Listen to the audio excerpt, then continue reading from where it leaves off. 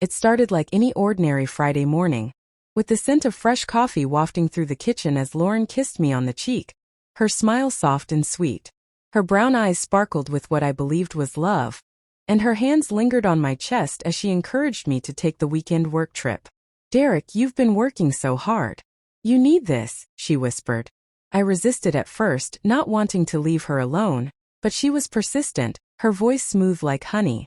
"It's just 2 days, baby.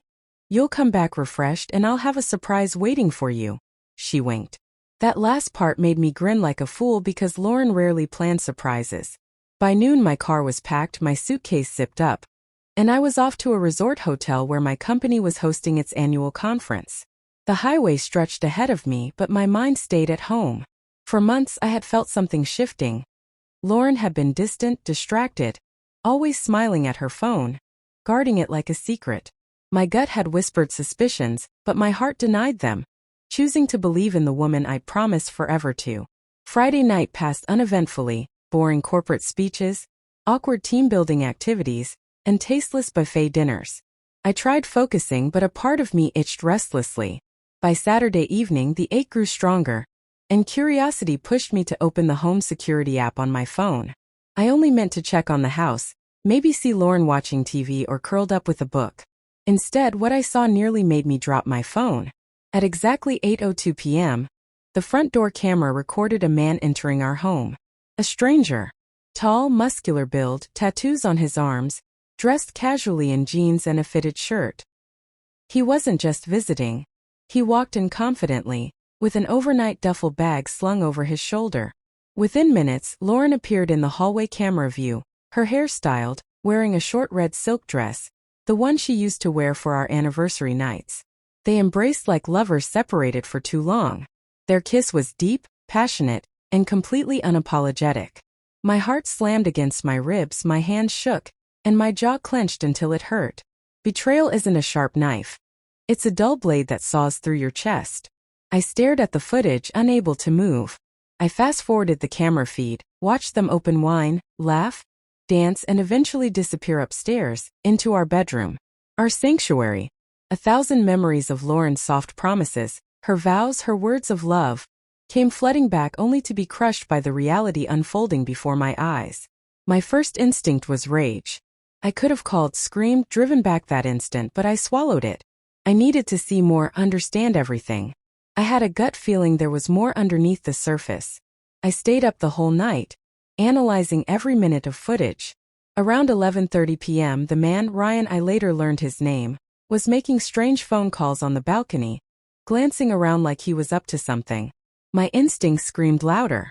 I canceled my Sunday work sessions and booked the first flight home, returning under the radar.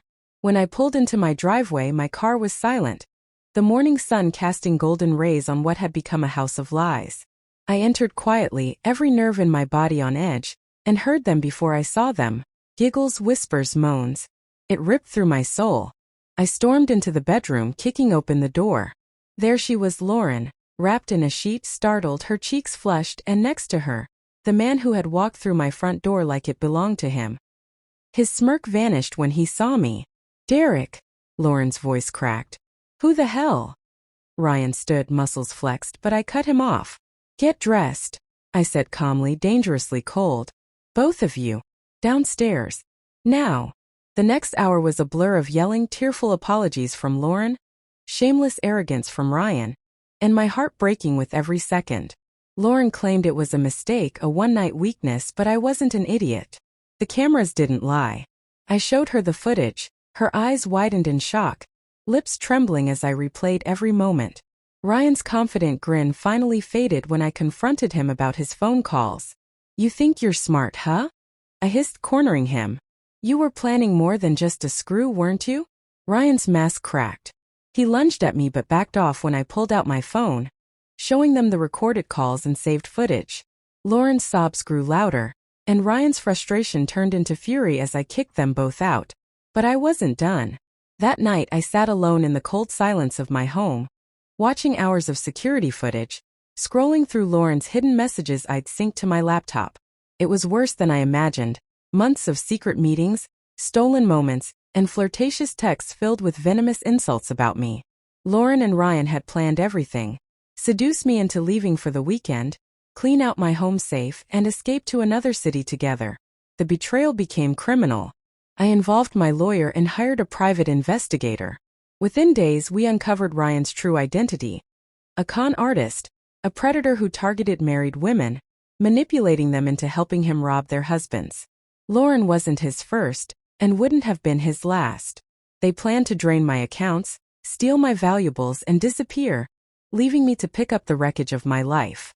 I filed for divorce, immediately freezing my accounts, changing locks, and transferring assets. Lauren's world crumbled.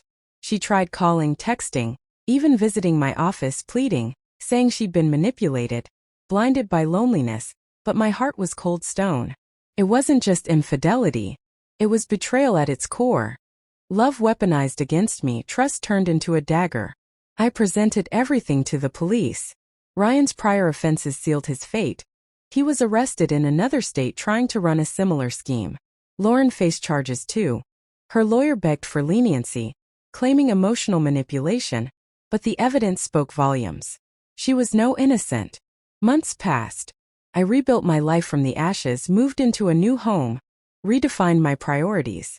But I changed too, becoming cautious, guarded. Some scars never fade. They just remind you never to be blind again. Then, on a rainy October evening, I received an anonymous message with an attached photo. It was Lauren, working in a local cafe, looking exhausted, defeated. I closed the message without reply. She was just a chapter I'd outgrown. But the final twist came a year later, when I sat at a cozy restaurant